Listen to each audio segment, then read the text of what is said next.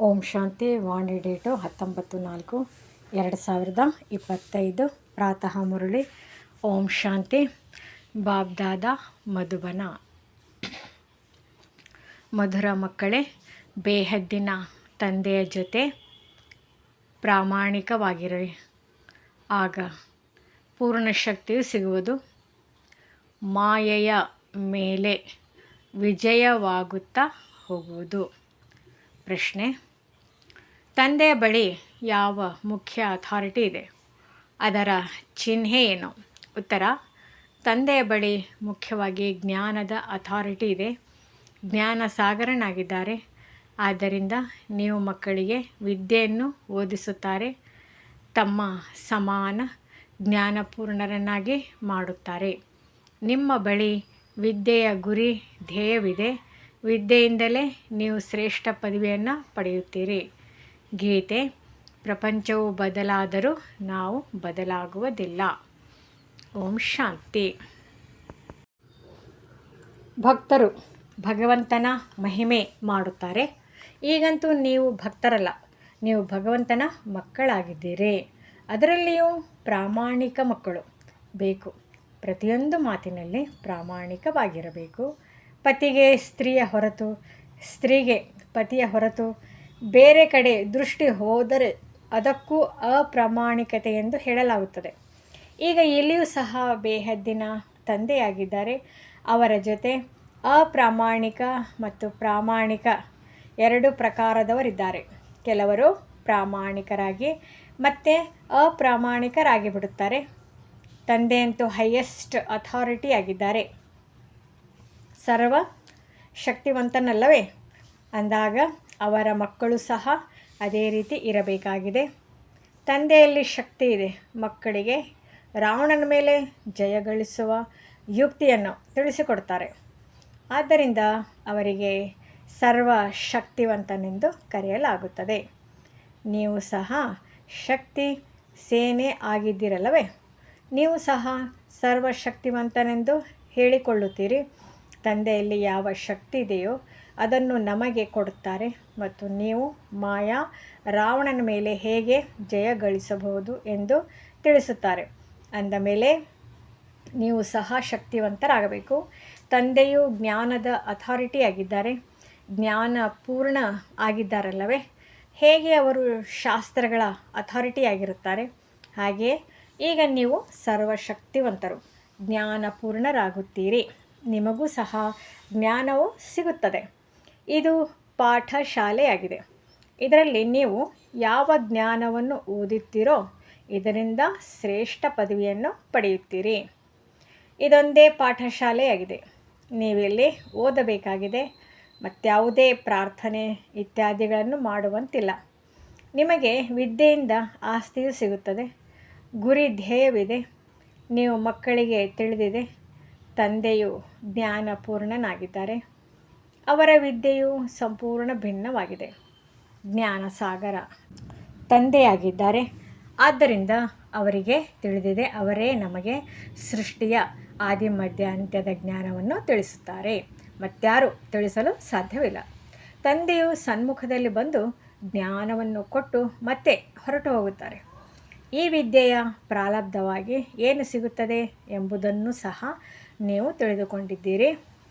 ಉಳಿದ ಯಾವುದೆಲ್ಲ ಸತ್ಸಂಗಗಳಿವೆಯೋ ಅಥವಾ ಗುರು ಗೋಸಾಯಿಗಳಿದ್ದಾರೆಯೋ ಅವರೆಲ್ಲರೂ ಭಕ್ತಿ ಮಾರ್ಗದವರಾಗಿದ್ದಾರೆ. ಈಗ ನಿಮಗೆ ಜ್ಞಾನವೂ ಸಿಗುತ್ತದೆ. ಇದನ್ನು ತಿಳಿದುಕೊಂಡಿದ್ದೀರಿ. ಯಾರು ಇಲ್ಲಿನವರಾಗಿದ್ದಾರೆಯೋ ಅವರೇ ಇಲ್ಲಿಗೆ ಬರುತ್ತಾರೆ. ನೀವು ಮಕ್ಕಳು ಸರ್ವೀಸಿನ ಭಿನ್ನ ಭಿನ್ನ ಯುಕ್ತಿಗಳನ್ನು ರಚಿಸಬೇಕಾಗುತ್ತದೆ. ತಮ್ಮ ಅನುಭವವನ್ನು ತಿಳಿಸಿ ಅನೇಕರ ಭಾಗ್ಯವನ್ನು ರೂಪಿಸಬೇಕು. ನೀವು ಸೇವಾಧಾರಿಗಳ ಸ್ಥಿತಿಯು ಬಹಳ ನಿರ್ಭಯ, ಅಡೋಲ ಮತ್ತು ಯೋಗಯುಕ್ತವಾಗಿರಬೇಕು. ಯೋಗದಲ್ಲಿದ್ದು ಸೇವೆ ಮಾಡಿದಾಗ ಸಫಲತೆ ಸಿಗಬಹುದು. ಮಕ್ಕಳೇ, ನಿಮ್ಮನ್ನು ನೀವು ಪೂರ್ಣ ಸಂಭಾಲನೆ ಮಾಡಿಕೊಳ್ಳಬೇಕಾಗಿದೆ. ಯಾವಾಗಲಾದರೂ ಆವೇಶವು ಬರಬಾರದು. ಪಕ್ಕಾ ಯೋಗಯುಕ್ತರಾಗಬೇಕು. ತಂದೆಯೇ ತಿಳಿಸಿದ್ದಾರೆ. ವಾಸ್ತವದಲ್ಲಿ ನೀವೆಲ್ಲರೂ ವಾನಪ್ರಸ್ಥಿಗಳಾಗಿದ್ದೀರಿ. ವಾಣಿಯಿಂದ ದೂರವಿರುವ ಸ್ಥಿತಿಯವರು. ವಾನಪ್ರಸ್ಥಿ ಅರ್ಥಾತ್ ವಾಣಿಯಿಂದ ದೂರವಿರುವ ತಂದೆ ಮತ್ತು ಮನೆಯನ್ನು ನೆನಪು ಮಾಡುವವರು. ಇದರ ವಿನಃ ಮತ್ಯಾವುದೇ ಇಚ್ಛೆ ಇಲ್ಲ. ನಮಗೆ ಒಳ್ಳೆಯ ವಸ್ತ್ರಗಳು ಬೇಕು, ಅದು ಬೇಕು, ಇದು ಬೇಕು, ಇವೆಲ್ಲವೂ ಛೀ ಇಚ್ಛೆಗಳಾಗಿವೆ. ದೇಹಾಭಿಮಾನಿಗಳು ಸೇವೆ ಮಾಡಲು ಸಾಧ್ಯವಿಲ್ಲ. ಆದ್ದರಿಂದ ದೇಹಿ ಅಭಿಮಾನಿಗಳಾಗಬೇಕಾಗುತ್ತದೆ. ಭಗವಂತನ ಮಕ್ಕಳಿಗಂತೂ ಶಕ್ತಿಯೂ ಬೇಕಲ್ಲವೇ? ಅದು ಯೋಗದ ಶಕ್ತಿಯಾಗಿದೆ. ತಂದೆಯಂತೂ ಎಲ್ಲ ಮಕ್ಕಳನ್ನು ಅರಿತುಕೊಳ್ಳಬಲ್ಲರು. ನಿಮ್ಮಲ್ಲಿ ಇಂತಿಂತಹ ನಿರ್ಬಲತೆಗಳನ್ನು ತೆಗೆಯಿರಿ ಎಂದು ತಂದೆಯು ತಕ್ಷಣ ತಿಳಿಸಿಬಿಡುತ್ತಾರೆ. ತಂದೆಯು ತಿಳಿಸಿದ್ದಾರೆ, ಶಿವನ ಮಂದಿರದಲ್ಲಿ ಹೋಗಿ, ಅಲ್ಲಿ ನಿಮಗೆ ಅನೇಕರು ಸಿಗ್ತಾರೆ. ಬಹಳಷ್ಟು ಮಂದಿ ಹೋಗಿ ಕಾಶಿಯಲ್ಲಿ ವಾಸ ಮಾಡುತ್ತಾರೆ. ಕಾಶಿನಾಥನು ನಮಗೆ ಕಲ್ಯಾಣ ಮಾಡುತ್ತಾರೆಂದು ಅಲ್ಲಿ ತಿಳಿಯುತ್ತಾರೆ. ನಿಮಗೆ ಬಹಳ ಮಂದಿ ಗ್ರಾಹಕರು ಸಿಗುತ್ತಾರೆ. ಆದರೆ ಇದರಲ್ಲಿ ಬಹಳ ತೀಕ್ಷ್ಣ ಬುದ್ಧಿಯೂ ಬೇಕು. ಗಂಗಾ ಸ್ನಾನ ಮಾಡುವವರಿಗೂ ಸಹ ಹೋಗಿ ತಿಳಿಸಿಕೊಡಿ. ಮಂದಿರದಲ್ಲಿಯೂ ಹೋಗಿ ತಿಳಿಸಿ. ಹನುಮಂತನ ತರಹ ಗುಪ್ತ ವೇಷದಲ್ಲಿ ನೀವು ಹೋಗಬಹುದಾಗಿದೆ. ವಾಸ್ತವದಲ್ಲಿ ನೀವೇ ಹನುಮಂತರಲ್ಲವೇ? ಆದರೆ ಪಾದರಕ್ಷೆಗಳ ಬಳಿ ಕುಳಿತುಕೊಳ್ಳುವ ಮಾತಿಲ್ಲ. ಅಂದರೆ ಇದರಲ್ಲಿ ಬಹಳ ಬುದ್ಧಿವಂತಿಕೆ ಇರಬೇಕು. ಈಗಿನ್ನೂ ಯಾರೂ ಕರ್ಮಾತೀತರಾಗಿಲ್ಲ. ಒಂದಲ್ಲ ಒಂದು ಬಲಹೀನತೆಗಳು ಅವಶ್ಯವಾಗಿ ಇರುತ್ತದೆ. ನೀವು ಮಕ್ಕಳಿಗೆ ನಶೆ ಇರಬೇಕು. ಇದೊಂದೇ ಅಂಗಡಿಯಾಗಿದೆ. ಇಲ್ಲಿ ಎಲ್ಲರೂ ಬರಲೇಬೇಕಾಗಿದೆ. ಕೊನೆಗೊಂದು ದಿನ ಈ ಸನ್ಯಾಸಿ ಮೊದಲಾದವರೆಲ್ಲರೂ ಬರ್ತಾರೆ. ಒಂದೇ ಅಂಗಡಿಯಾಗಿದೆ ಅಂದ ಮೇಲೆ ಅವರು ಮತ್ತೆ ಎಲ್ಲಿಗೆ ಹೋಗುತ್ತಾರೆ? ಯಾರು ಬಹಳ ಅಲೆದಿರುವರೋ ಅವರಿಗೆ ಸಿಗುತ್ತದೆ. ಮತ್ತು ಇದೊಂದೇ ಅಂಗಡಿಯಾಗಿದೆ ಎಂಬುದನ್ನು ಅರಿತುಕೊಳ್ಳುತ್ತಾರೆ. ಎಲ್ಲರ ಸದ್ಗತಿದಾತನು ತಂದೆಯೊಬ್ಬರೇ ಅಲ್ಲವೇ? ಅಂದಾಗ ಇಂತಹ ನಶೆ ಏರಿದಾಗ ಆ ಮಾತೇ ಬೇರೆಯಾಗಿರುತ್ತದೆ. ತಂದೆಗೆ ಇದೇ ಚಿಂತೆ ಇದೆ ಅಲ್ಲವೇ? ನಾನು ಪತಿತರನ್ನು ಪಾವನ ಮಾಡಿ ಶಾಂತಿಧಾಮ ಸುಖಧಾಮದ ಆಸ್ತಿಯನ್ನು ಕೊಡಲು ಬಂದಿದ್ದೇನೆ. ನಿಮ್ಮದು ಸಹ ಇದೇ ಕರ್ತವ್ಯವಾಗಿದೆ. ಎಲ್ಲರ ಕಲ್ಯಾಣ ಮಾಡಬೇಕಾಗಿದೆ. ಇದು ಹಳೆಯ ಪ್ರಪಂಚವಾಗಿದೆ. ಅಂದ ಮೇಲೆ ಇದರ ಆಯಸ್ಸು ಎಷ್ಟು? ಸ್ವಲ್ಪ ಸಮಯದಲ್ಲಿಯೇ ಅರಿತುಕೊಳ್ಳುತ್ತಾರೆ. ಈ ಹಳೆಯ ಪ್ರಪಂಚವು ಸಮಾಪ್ತಿಯಾಗಲಿದೆ. ಎಲ್ಲ ಆತ್ಮಗಳಿಗೆ ಇದು ಅರ್ಥವಾಗುತ್ತದೆ. ಹೊಸ ಪ್ರಪಂಚವು ಸ್ಥಾಪನೆಯಾದಾಗ ಹಳೆಯ ಪ್ರಪಂಚದ ವಿನಾಶವಾಗುವುದು. ಮುಂದೆ ಹೋದಂತೆ ಅವಶ್ಯವಾಗಿ ಭಗವಂತನು ಇಲ್ಲಿದ್ದಾರೆ ಎಂಬ ಮಾತನ್ನು ಹೇಳುತ್ತಾರೆ. ರಚಯಿತ ತಂದೆಯನ್ನೇ ಮರೆತು ಬಿಟ್ಟಿದ್ದಾರೆ. ತ್ರಿಮೂರ್ತಿ ಚಿತ್ರದಲ್ಲಿ ಶಿವನ ಚಿತ್ರವನ್ನು ಹಾರಿಸಿಬಿಟ್ಟಿದ್ದಾರೆ. ಅಂದ ಮೇಲೆ ಈ ಚಿತ್ರದಿಂದೇನು ಪ್ರಯೋಜನ? ಶಿವನೇ ರಚಯಿತನಾಗಿದ್ದಾರಲ್ಲವೇ? ಅದರಲ್ಲಿ ಶಿವನ ಚಿತ್ರವಿದ್ದಾಗ ಬ್ರಹ್ಮರವರ ಮೂಲಕ ಸ್ಥಾಪನೆ ಎಂಬ ಮಾತು ಸ್ಪಷ್ಟವಾಗುತ್ತದೆ. ಪ್ರಜಾಪಿತ ಬ್ರಹ್ಮನಿದ್ದಾರೆಂದ ಮೇಲೆ ಅವಶ್ಯವಾಗಿ ಬ್ರಹ್ಮಕುಮಾರ್ ಕುಮಾರಿಯರು ಇರಬೇಕು. ಬ್ರಾಹ್ಮಣ ಕುಲವು ಎಲ್ಲದಕ್ಕಿಂತ ಶ್ರೇಷ್ಠವಾಗಿದೆ, ಏಕೆಂದರೆ ಬ್ರಹ್ಮನ ಸಂತಾನರಾಗಿದ್ದಾರೆ. ಬ್ರಾಹ್ಮಣರನ್ನು ಹೇಗೆ ರಚಿಸುತ್ತಾರೆ ಎಂಬುದನ್ನು ಸಹ ಯಾರೂ ತಿಳಿದುಕೊಂಡಿಲ್ಲ. ತಂದೆಯು ಬಂದು ನಿಮ್ಮನ್ನು ಶೂದ್ರರಿಂದ ಬ್ರಾಹ್ಮಣರನ್ನಾಗಿ ಮಾಡುತ್ತಾರೆ. ಇವು ಬಹಳ ಕಷ್ಟವಾದ ಮಾತುಗಳಾಗಿವೆ. ತಂದೆಯು ಸನ್ಮುಖದಲ್ಲಿ ಬಂದು ತಿಳಿಸಿದ್ದಾಗಲೇ ನಿಮಗೆ ಅರ್ಥವಾಗುವುದು. ಯಾರು ದೇವತೆಗಳಾಗಿದ್ದರು ಅವರು ಈಗ ಶೂದ್ರರಾಗಿದ್ದಾರೆ. ಈಗ ಅವರನ್ನು ಹೇಗೆ ಹುಡುಕುವುದೆಂಬ ಯುಕ್ತಿಗಳನ್ನು ರಚಿಸಬೇಕಾಗಿದೆ. ಆದ್ದರಿಂದ ಈ ಬ್ರಹ್ಮಕುಮಾರ್ ಕುಮಾರಿಯರದು ಎಷ್ಟು ಮಹತ್ತರವಾದ ಕಾರ್ಯವಾಗಿದೆ ಎಂಬುದನ್ನು ಅರಿತುಕೊಳ್ಳಲಿ. ಎಷ್ಟೊಂದು ಸಂದೇಶ ಪತ್ರಗಳನ್ನು ಹಂಚುತ್ತೀರಿ. ತಂದೆಯು ವಿಮಾನದಿಂದ ಪತ್ರಗಳನ್ನು ಹಾಕುವುದಕ್ಕೂ ತಿಳಿಸಿದ್ದರು. ಕೊನೆ ಪಕ್ಷ ಪತ್ರಿಕೆಯಷ್ಟು ಒಂದು ಕಾಗದವಿರಲಿ. ಅದರಲ್ಲಿ ಮುಖ್ಯವಾಗಿ ಏಣಿ ಮೊದಲಾದ ಚಿತ್ರಗಳ ತಿಳುವಳಿಕೆಯನ್ನು ಬರೆಯಬೇಕಾಗಿದೆ. ಮುಖ್ಯವಾದುದು ಹಿಂದಿ ಮತ್ತು ಆಂಗ್ಲ ಭಾಷೆಯಾಗಿದೆ. ಅಂದಾಗ ಸೇವೆಯನ್ನು ಹೇಗೆ ವೃದ್ಧಿಸುವುದು ಎಂದು ಮಕ್ಕಳಿಗೆ ಇಡೀ ದಿನ ಚಿಂತನೆ ಇರಬೇಕು. ಇದು ಸಹ ನಿಮಗೆ ತಿಳಿದಿದೆ. ನಾಟಕದ ಅನುಸಾರ ಪುರುಷಾರ್ಥವು ನಡೆಯುತ್ತಿರುತ್ತದೆ. ಇವರು ಬಹಳ ಒಳ್ಳೆಯ ಸೇವೆ ಮಾಡುತ್ತಾರೆ.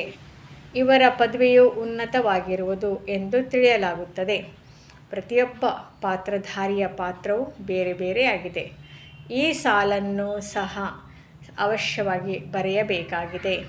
ತಂದೆಯು ಸಹ ನಾಟಕದಲ್ಲಿ ನಿರಾಕಾರಿ ಪ್ರಪಂಚದಿಂದ ಬಂದು ಸಾಕಾರಿ ಶರೀರದ ಆಧಾರವನ್ನು ತೆಗೆದುಕೊಂಡು ಪಾತ್ರವನ್ನು ಅಭಿನಯಿಸುತ್ತಾರೆ. ಯಾರ್ಯಾರು ಎಷ್ಟು ಪಾತ್ರವನ್ನು ಅಭಿನಯಿಸುತ್ತಾರೆಂದು ಈಗ ನಿಮ್ಮ ಬುದ್ಧಿಯಲ್ಲಿದೆ. ಆದ್ದರಿಂದ ಈ ಸಾಲು ಸಹ ಮುಖ್ಯವಾಗಿದೆ. ಈ ಸೃಷ್ಟಿಚಕ್ರವನ್ನು ತಿಳಿದುಕೊಳ್ಳುವುದರಿಂದ ಮನುಷ್ಯರು ಸ್ವದರ್ಶನ ಚಕ್ರಧಾರಿಗಳಾಗಿ ಚಕ್ರವರ್ತಿ ರಾಜರು ವಿಶ್ವದ ಮಾಲೀಕರಾಗಬಹುದೆಂಬ ಮಾತನ್ನು ಸಿದ್ಧ ಮಾಡಿ ತಿಳಿಸಬೇಕಾಗಿದೆ. ನಿಮ್ಮ ಬಳಿ ಪೂರ್ಣ ಜ್ಞಾನವಿದೆಯಲ್ಲವೇ? ತಂದೆಯ ಬಳಿ ಗೀತಾ ಜ್ಞಾನವಿದೆ. ಯಾವುದರಿಂದ ಮನುಷ್ಯನು ನರನಿಂದ ನಾರಾಯಣನಾಗುತ್ತಾನೆ? ಬುದ್ಧಿಯಲ್ಲಿ ಸಂಪೂರ್ಣ ಜ್ಞಾನವು ಬಂದು ಬಿಟ್ಟಿತೆಂದರೆ ಮತ್ತೆ ಅವರಿಗಾಗಿ ರಾಜ್ಯ ಪದವಿ ಬೇಕು ಅಂದಾಗ ಮಕ್ಕಳು ಹೀಗೆ ವಿಚಾರ ಮಾಡಿ ತಂದೆ ಸೇವೆಯಲ್ಲಿ ತೊಡಗಬೇಕಾಗಿದೆ. ಜೈಪುರದಲ್ಲಿಯೂ ಈ ಆಧ್ಯಾತ್ಮಿಕ ಸಂಗ್ರಹಾಲಯವು ಸದಾ ಇರುವುದು. ಇದರ ಬಗ್ಗೆ ತಿಳಿದುಕೊಳ್ಳುವುದರಿಂದ ಮನುಷ್ಯರು ವಿಶ್ವದ ಮಾಲೀಕರಾಗಬಹುದೆಂಬ ಬರೆಯಲಾಗಿದೆ. ಇದನ್ನು ಯಾರು ನೋಡುವರೋ ಅವರು ಹೋಗಿ ಇನ್ನೊಬ್ಬರಿಗೆ ತಿಳಿಸುತ್ತಾರೆ. ಮಕ್ಕಳು ಸದಾ ಸೇವೆಯಲ್ಲಿರಬೇಕಾಗಿದೆ. ಮೊಮ್ಮಾರವರು ಸೇವೆಯಲ್ಲಿದ್ದರು. ಅವರನ್ನು ನಿಮಿತ್ತ ಮಾಡಲಾಗಿತ್ತು. ಸರಸ್ವತಿ ಯಾರು ಎಂಬುದು ಯಾವುದೇ ಶಾಸ್ತ್ರಗಳಲ್ಲಿಲ್ಲ. ಪ್ರಜಾಪಿತ ಬ್ರಹ್ಮನಿಗೆ ಒಬ್ಬರೇ ಮಗಳು ಇರುವರೇ? ಅನೇಕ ಮಕ್ಕಳು, ಅನೇಕ ಹೆಸರಿನವರು ಇರಬೇಕಲ್ಲವೇ? ಅವರು ದತ್ತು ಮಗಳಾಗಿದ್ದರು. ಹೇಗೆ ನೀವು ಸಹ ಈಗ ದತ್ತ ಆಗಿದ್ದೀರಿ. ಒಂದು ವಂಶಾವಳಿಯು ಹೊರಟು ಹೋದರೆ ಮತ್ತೆ ಇನ್ನೊಂದನ್ನು ಸ್ಥಾಪನೆ ಮಾಡಲಾಗುತ್ತದೆ. ಪ್ರಧಾನಮಂತ್ರಿಯು ಸಹ ಇನ್ನೊಬ್ಬರನ್ನು ಆ ಸ್ಥಾನಕ್ಕೆ ಆಯ್ಕೆ ಮಾಡಿಬಿಡುತ್ತಾರೆ. ಯೋಗ್ಯರೆಂದು ತಿಳಿದಾಗ ಅವರನ್ನು ಇಷ್ಟಪಡುತ್ತಾರೆ. ಆದರೆ ಮತ್ತೆ ಅವರ ಸಮಯ ಪೂರ್ಣವಾದ ಮೇಲೆ ಇನ್ನೊಬ್ಬರನ್ನು ಆಯ್ಕೆ ಮಾಡಬೇಕಾಗುತ್ತದೆ. ಯಾರಿಗೆ ಹೇಗೆ ಗೌರವ ಕೊಡುವುದೆಂದು ತಂದೆಯು ಮಕ್ಕಳಿಗೆ ಮೊದಲನೆಯದಾಗಿ ಇದನ್ನೇ ಕಲಿಸುತ್ತಾರೆ. ಯಾರು ಅವಿದ್ಯಾವಂತರಾಗಿರುವರೋ ಅವರಿಗೆ ಅನ್ಯರ ಪ್ರತಿ ಗೌರವ ಕೊಡುವುದು ಬರುವುದಿಲ್ಲ. ಯಾರೆಷ್ಟು ಹೆಚ್ಚಿನದಾಗಿ ಬುದ್ಧಿವಂತರಿದ್ದಾರೆಯೋ ಅವರಿಗೆ ಗೌರವ ಕೊಡಲೇಬೇಕಾಗಿದೆ. ಹಿರಿಯರಿಗೆ ಗೌರವ ಕೊಡುವುದರಿಂದ ಅವರು ಸಹ ಕಲಿಯುತ್ತಾರೆ. ಅವಿದ್ಯಾವಂತರಂತೂ ಅಮಾಯಕರಾಗಿರುತ್ತಾರೆ. ತಂದೆಯು ಸಹ ಬಂದು ಅವಿದ್ಯಾವಂತರನ್ನೇ ಮೇಲೆತ್ತಿದ್ದಾರೆ. ಇತ್ತೀಚೆಗೆ ಮಹಿಳೆಯರನ್ನು ಮುಂದಿಡುತ್ತಾರೆ. ನೀವು ಮಕ್ಕಳಿಗೆ ತಿಳಿದಿದೆ, ನಾವು ಆತ್ಮಗಳ ನಿಶ್ಚಿತಾರ್ಥವು ಪರಮಾತ್ಮನ ಜೊತೆ ಆಗಿದೆ. ನಾವು ವಿಷ್ಣುಪ್ರಿಯ ಮಾಲೀಕರಾಗುತ್ತೇವೆಂದು ನೀವು ಬಹಳ ಖುಷಿಯಾಗುತ್ತೀರಿ. ಹೇಗೆ ಕನ್ಯೆಗೆ ಪುರುಷನನ್ನು ನೋಡದೆಯೇ ಅವರ ಜೊತೆ ಬುದ್ಧಿಯೋಗವು ಜೋಡಿಸಲ್ಪಡುತ್ತದೆಯಲ್ಲವೇ? ಇಲ್ಲಿಯೂ ಸಹ ಆತ್ಮಕ್ಕೆ ಗೊತ್ತಿದೆ, ಈ ಆತ್ಮ ಮತ್ತು ಪರಮಾತ್ಮನ ನಿಶ್ಚಿತಾರ್ಥವು ವಿಚಿತ್ರವಾಗಿದೆ. ಒಬ್ಬ ತಂದೆಯನ್ನೇ ನೆನಪು ಮಾಡಬೇಕಾಗಿದೆ. ಅಲ್ಲಂತೂ ಗುರುಗಳನ್ನು ನೆನಪು ಮಾಡಿ, ಈ ಮಂತ್ರವನ್ನು ನೆನಪು ಮಾಡಿ ಎಂದು ಹೇಳುತ್ತಾರೆ. ಇಲ್ಲಿ ಎಲ್ಲವೂ ತಂದೆಯೇ ಆಗಿದ್ದಾರೆ. ಇವರ ಮೂಲಕ ಬಂದು ನಿಶ್ಚಿತಾರ್ಥ ಮಾಡಿಕೊಳ್ಳುತ್ತಾರೆ, ತಿಳಿಸುತ್ತಾರೆ. ನಾನು ನಿಮ್ಮ ತಂದೆಯೂ ಆಗಿದ್ದೇನೆ. ನನ್ನಿಂದ ಆಸ್ತಿಯು ಸಿಗುತ್ತದೆ. ಹೇಗೆ ಕನ್ಯೆಗೆ ನಿಶ್ಚಿತಾರ್ಥವಾದರೆ ಮತ್ತೆ ಮರೆಯುವುದೇ ಇಲ್ಲ, ಅವರನ್ನೇ ನೆನಪು ಮಾಡುತ್ತಾಳೆ. ಅಂದ ಮೇಲೆ ನೀವೇಕೆ ಮರೆತು ಹೋಗುತ್ತೀರಿ? ಕರ್ಮಾತೀತ ಸ್ಥಿತಿಯನ್ನು ಪಡೆಯುವುದರಲ್ಲಿ ಸಮಯ ಹಿಡಿಸುತ್ತದೆ. ಕರ್ಮಾತೀತ ಸ್ಥಿತಿಯನ್ನು ಪಡೆದು ಯಾರೂ ಹಿಂತಿರುಗಿ ಹೋಗಲು ಸಾಧ್ಯವಿಲ್ಲ. ಯಾವಾಗ ಪ್ರಿಯತಮನು ನಡೆಯುವರೋ ಅವರ ಹಿಂದೆ ದಿಬ್ಬಣವು ಅಂದರೆ ಮೆರವಣಿಗೆ ಹೊರಡುವುದು. ಇದು ಶಿವನ ಮೆರವಣಿಗೆ ಆಗಿದೆ. ಶಂಕರನ ಮಾತಿಲ್ಲ. ಒಬ್ಬರೇ ಪ್ರಿಯತಮನಾಗಿದ್ದಾರೆ, ಉಳಿದವರೆಲ್ಲರೂ ಪ್ರಿಯತಮೆಯರಾಗಿದ್ದಾರೆ ಅಂದಾಗ ಇದು ಶಿವತಂದೆಯ ಮೆರವಣಿಗೆ ಆಗಿದೆ. ಆದರೆ ಮಗನ ಶಂಕರನ ಹೆಸರನ್ನು ಇಟ್ಟುಬಿಟ್ಟಿದ್ದಾರೆ. ಉದಾಹರಣೆಯನ್ನು ಕೊಟ್ಟು ತಿಳಿಸಲಾಗುತ್ತದೆ. ತಂದೆಯು ಬಂದು ಸುಂದರ ಹೂಗಳನ್ನಾಗಿ ಮಾಡಿ ಎಲ್ಲರನ್ನೂ ಕರೆದುಕೊಂಡು ಹೋಗುತ್ತಾರೆ. ಯಾವ ಮಕ್ಕಳು ಕಾಮಚಿತೆಯ ಮೇಲೆ ಕುಳಿತು ಪತಿತರಾಗಿ ಬಿಟ್ಟಿದ್ದಾರೋ ಅವರನ್ನು ಜ್ಞಾನಚಿತೆಯ ಮೇಲೆ ಕುಳ್ಳಿರಿಸಿ ಹೂಗಳನ್ನಾಗಿ ಮಾಡಿ ಕರೆದುಕೊಂಡು ಹೋಗುತ್ತಾರೆ. ಇದಂತೂ ಹಳೆಯ ಪ್ರಪಂಚ ಆಗಿದೆಯಲ್ಲವೇ. ತಂದೆಯು ಕಲ್ಪಕಲ್ಪವೂ ಬರುತ್ತಾರೆ. ನಾನು ಬಂದು ಪತಿತರನ್ನು ಹೂಗಳ ಸಮಾನ ಮಾಡಿ ಕರೆದುಕೊಂಡು ಹೋಗುತ್ತೇನೆ. ರಾವಣನು ಪತಿತರನ್ನಾಗಿ ಮಾಡುತ್ತಾನೆ ಮತ್ತು ಶಿವ ತಂದೆಯು ಹೂಗಳನ್ನಾಗಿ ಮಾಡುತ್ತಾರೆ. ಅಂದಾಗ ತಂದೆಯು ಭಾಳಷ್ಟು ಯುಕ್ತಿಗಳನ್ನು ತಿಳಿಸುತ್ತಿರುತ್ತಾರೆ. ಒಳ್ಳೆಯದು, ಮಧುರಾತಿ ಮಧುರ, ಅಗಲಿ ಹೋಗಿ ಮರಳಿ ಸಿಕ್ಕಿದ ಮಕ್ಕಳ ಪ್ರತಿ ಮಾತಾ ಪಿತಾ ಬಾಪ್ ದಾದಾರವರ ನೆನಪು, ಪ್ರೀತಿ ಹಾಗೂ ಸುಪ್ರಭಾತ.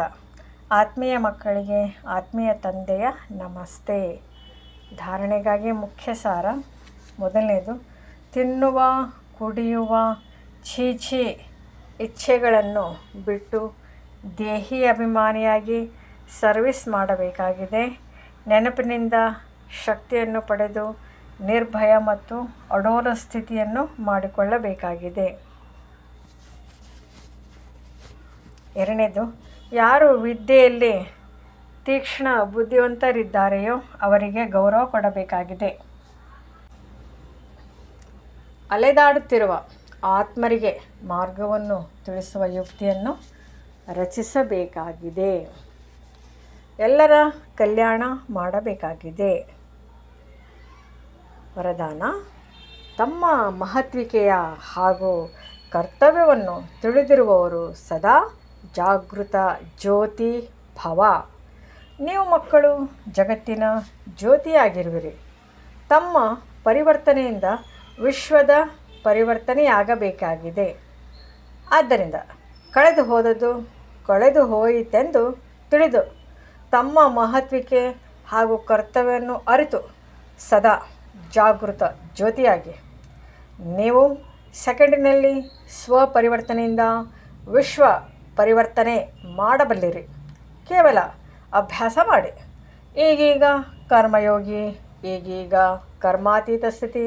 ಹೇಗೆ ನಿಮ್ಮ ರಚನೆಯಾದ ಆಮೆ ಸೆಕೆಂಡ್ನಲ್ಲಿ ತನ್ನ ಎಲ್ಲ ಅಂಗಾಂಗಗಳನ್ನು ಸಂಕುಚಿತಗೊಳಿಸುವುದು, ಅದೇ ರೀತಿ ನೀವು ಮಾಸ್ಟರ್ ರಚಯಿತ ಸಂಕುಚಿತಗೊಳಿಸುವ ಶಕ್ತಿಯ ಆಧಾರದಿಂದ ಸೆಕೆಂಡಿನಲ್ಲಿ ಸರ್ವ ಸಂಕಲ್ಪಗಳನ್ನು ಸಮಾವೇಶ ಮಾಡಿಕೊಂಡು ಒಂದು ಸಂಕಲ್ಪದಲ್ಲಿ ಸ್ಥಿತರಾಗಿ ಬಿಡಿ.